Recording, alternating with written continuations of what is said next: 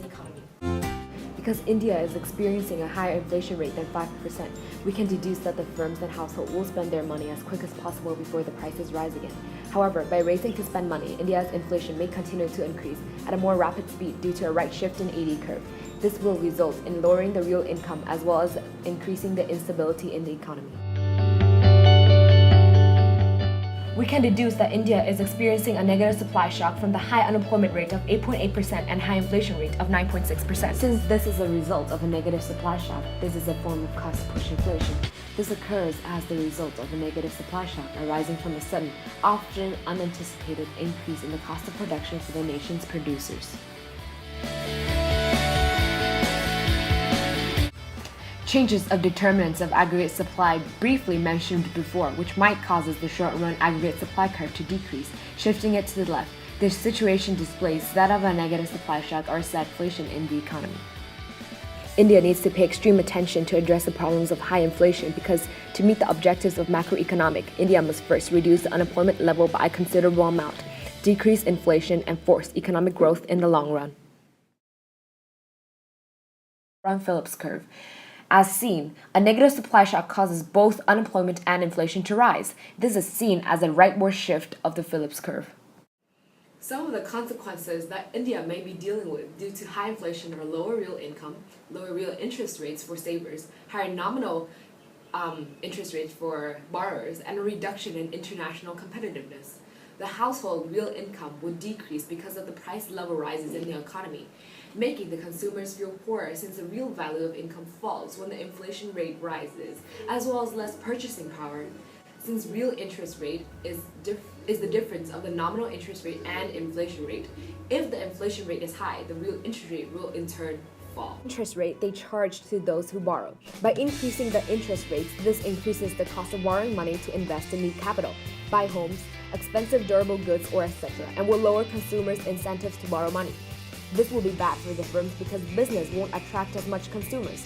Last but not least, if a country is experiencing high inflation, they will expect the demand for their goods and internal consumers decrease, as it would appear as though their goods are more expensive when compared.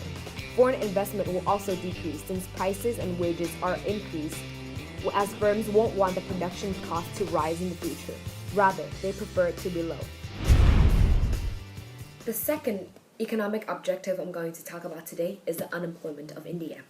The GDP of India is very high. However, the reason for this is because India has a very large population. Therefore, despite the fact that the GDP is high, the per capita GDP is extremely low, approximately $4,000. For this reason, India is considered a developing country. If we look into the percentage that the government consumes, it's also very low, around 12.4%. This correlates with a high unemployment rate because the government may not be spending enough to create opportunities to increase the labor force. India is experiencing a very high inflation rate. Therefore, the only trend clearly detected is that India is experiencing a cyclical form of unemployment.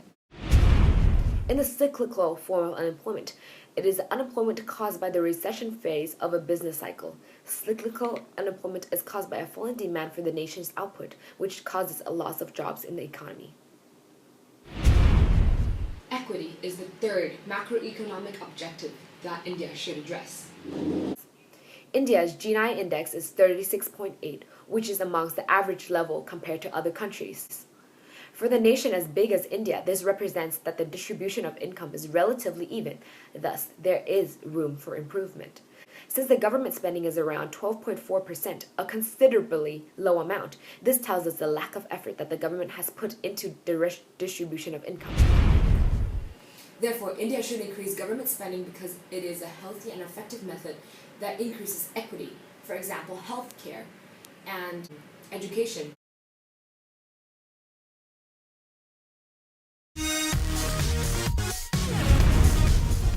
Last but not least, the fourth macroeconomic objective that I'm going to talk about today is growth. A link is seen between growth and inflation rate because they are directly proportional.